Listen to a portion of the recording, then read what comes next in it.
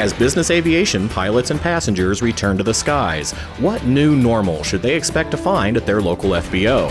From the National Business Aviation Association, this is Flight Plan. I'm Rob Finfrock with your trusted source for business aviation news. By now, we're all too familiar with the sweeping changes to our lives from the COVID-19 pandemic.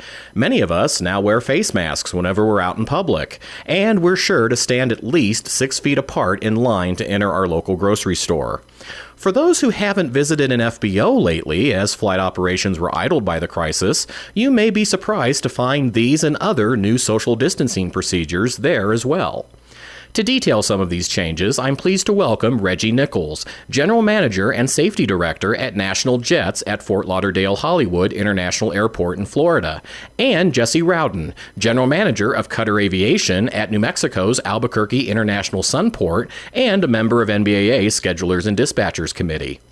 Jesse, what will pilots and their passengers who perhaps haven't visited Cutter over the past few months now find when they enter your facility? So there are several things that are going to be very noticeable to people. The first thing is going to be our masks. I kind of got a feeling in the beginning that the mask thing was coming. So as I like to say, I am like Moana. I am self-taught.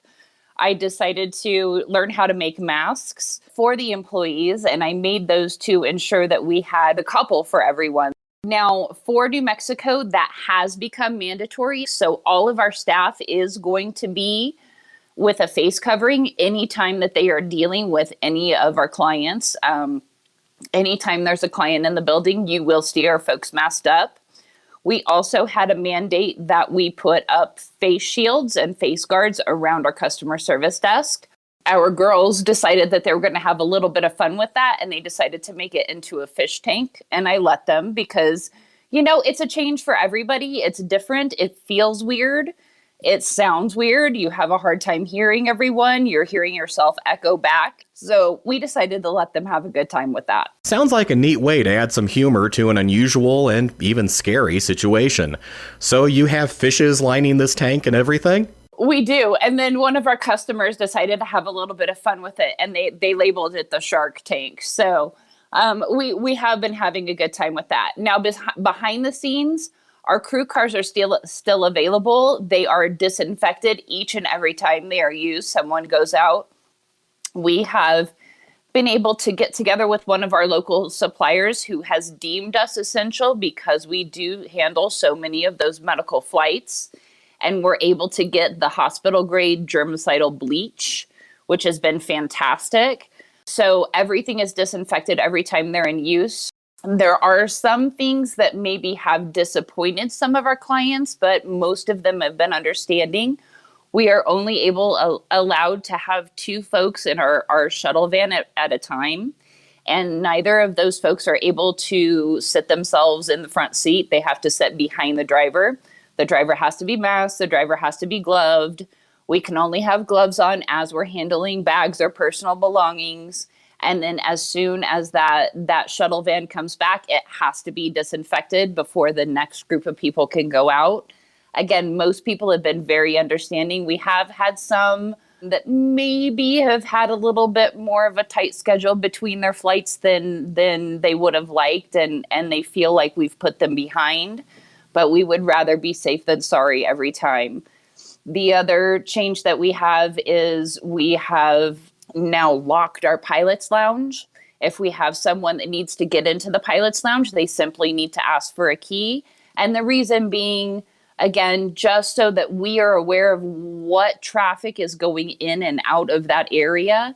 And when someone is coming out of that area, we are able to immediately go in and disinfect the entire area before the next person goes in. Reggie, are the changes Jesse described similar to what you've implemented at National Jets?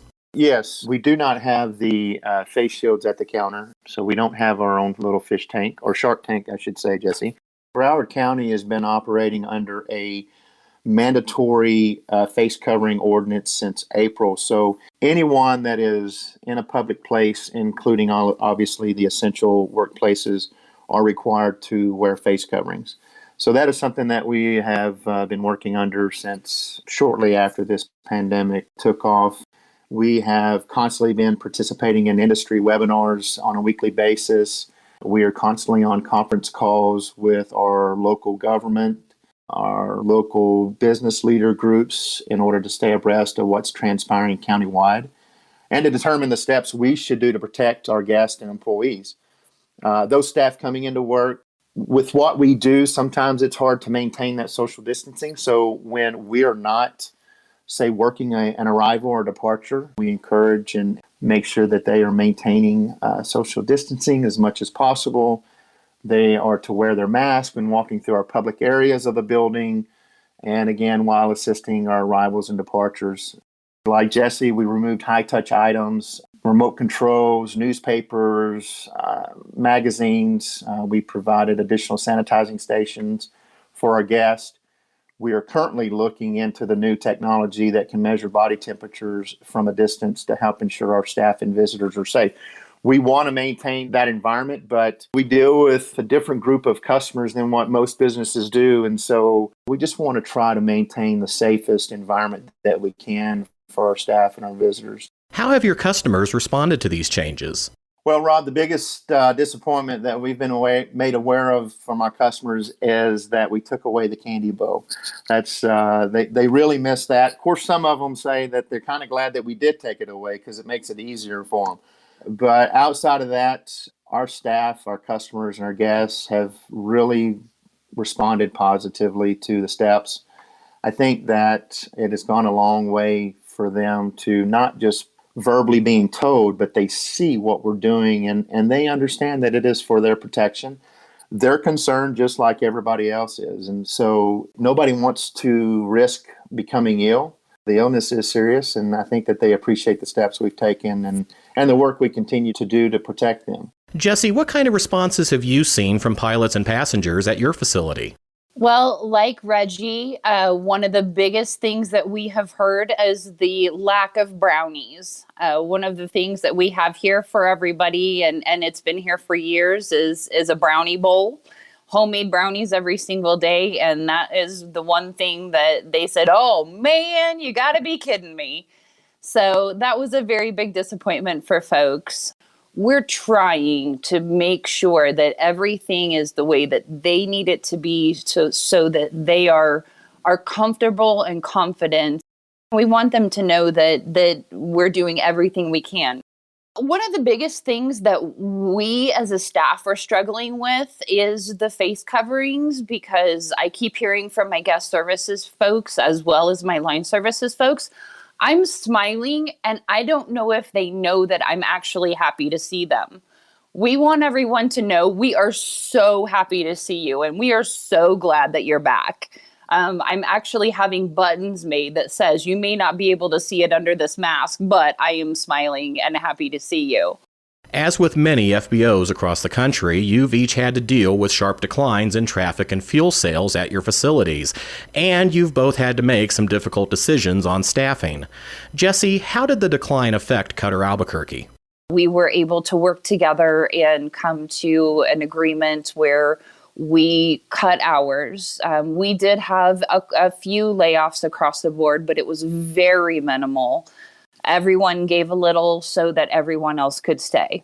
And that was really the goal of what Cutter was going through, to make sure that we were keeping everyone. I came up with a massive project list. I know as soon as they saw the list go on the board, they all went, oh man, what did we do? But there's a huge project list that the folks have been working through, and they've been doing a great job with that. A lot of refurbishment things that we maybe hadn't had time to do in the past, but are now clean and shiny. They completely have stripped down a lot of the equipment and repainted it, and it's looking absolutely beautiful. We were lucky enough to secure the Paycheck Protection Program. So at the moment, we are back to full staff. And I think that came just at the right time, because we are starting to see an increase in our business. Reggie, are you now seeing an uptick as well? We are starting to see increases within the last couple of weeks to our daily inbound traffic, and have seen a 57% increase of gallons pumped in the first 3 weeks of May compared to the first 3 weeks of April. So we are seeing that increase. Also, National Jets being a well-diversified company, having the only Part 145 MRO on the field, as well as our own Part 135 charter and aircraft management, is allowed us to sustain as well to kind of offset any revenue that might have been lost due to the lack of inbound FBO traffic. So that has really been a blessing. I'm glad to hear things appear to be looking up for you both. So, Reggie, what advice do you have for your customers in following these new procedures? And perhaps, what shouldn't they do?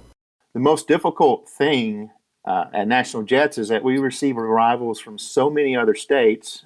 Every state kind of has their own protocols and their own mandates. And so they fly into South Florida and they may not be aware that wearing a face covering is mandatory. Social distancing is still recommended when in public places. So most of our guests and pilots are coming to the building wearing face coverings, but we've taken steps to ensure that we have masks at the front counter to hand out to those who may not have them, to ensure that they are compliant with the existing order. I think the measures that have been put in place have made a difference. National Jets is a family-owned company. We've been in operation for over 73 years. We've been through the recessions like back in '08. We've worked our way through the aftermath of 9/11, and we have overcome the devastation of some of the biggest hurricanes ever recorded. And every time, National Jets has always placed safety as a priority for its guests and employees. So I want them to know that they can continue to expect nothing less than that, and that we are there to accommodate them. And we've had some of our customers call in and say, listen, we just want you to marshal us in, throw the chalks, and walk away. And we're okay with that. You know, we're there to serve, and we will serve in whatever capacity that they require us to do. And we are willing to go above and beyond and do what makes them feel comfortable, what makes them feel safe. And the truth of it is, safety is an inconvenience to everybody. And, you know, it's one of those things that those inconveniences that you just have to be able to endure. You have to adapt to it, and you have to be able to overcome that feeling of being inconvenienced of, you know, it may take an extra 3 steps to do what took you 2. And that's just where we are right now. And so, but we are delivering the message that when you come into National Jets, your safety, your well-being is our first priority. Jesse, what advice do you have for customers returning to Qatar who may have been away the past few months? We want people to be kind and be understanding. We need people to understand that just because the rules in Texas may be one thing, it's going to be something different in Florida, and it's going to be something different in New Mexico. We're all following different state guidelines and regulations. So what may go in one spot may not go in another spot. And you need to be able to understand and work with your local FBO and understand what they're doing to make sure that they're following the regulations. We handle the majority of any major medical flights that are coming in basically in a 4-state area. We are the closest major hospital system for West Texas, for Eastern Arizona, for Southern Colorado. If there's an emergency, those flights are going to be coming into us. And we've made a really concentrated effort to work with our major medical partners to ensure that we know that they're letting us know to use precautions if it is a potential COVID flight. Those COVID flights are going to take precedence. You may see our guys just chalk and walk is what we call it. They'll chalk the airplane, they'll walk away, and we allow the staff to handle those aircraft with the medical crews as well as the ambulance drivers. But that ambulance is going to take precedence over us marshaling an aircraft out. We will hold an aircraft to get that ambulance to the hospital as quickly as possible because that patient is in dire straits. So there are a few changes that you might see, particularly here, particularly in your more rural FBOs or your FBOs that are like Albuquerque, where it is, again, the major medical system in a very, very large area. One thing that I wanted to make sure that folks know is that once those medical crews have dealt with that patient, they completely decontaminate themselves before they come into the FBO. That is protocol. We've worked everything out with them. We know exactly what they're doing. And I would really, really encourage everyone, if you see those medical crews that are sitting in and having their lunch in the FBO because they can no longer go to a restaurant. Restaurants here aren't open. They can only do curbside. To just stop and say thank you. A lot of these folks have been working for months on end. I know personally crews that have been working for about 2.5 months straight without a break, without a day off. And they would really, really appreciate those thank yous. They've been working very, very hard to make sure that everyone's taken care of during this pandemic. For the latest information regarding business aviation travel in the COVID-19 environment, including operational guidelines and risk mitigation strategies for flight crews and passengers, visit nbaa.org/coronavirus. And that's the latest from the National Business Aviation Association. Remember, you can subscribe to all Flight Plan episodes at Apple Podcasts and the App Store, wherever you find your favorite podcasts, including by asking Alexa or another connected device, or download them from nbaa.org. I'm Rob Finfrock, and thanks for listening to Flight Plan.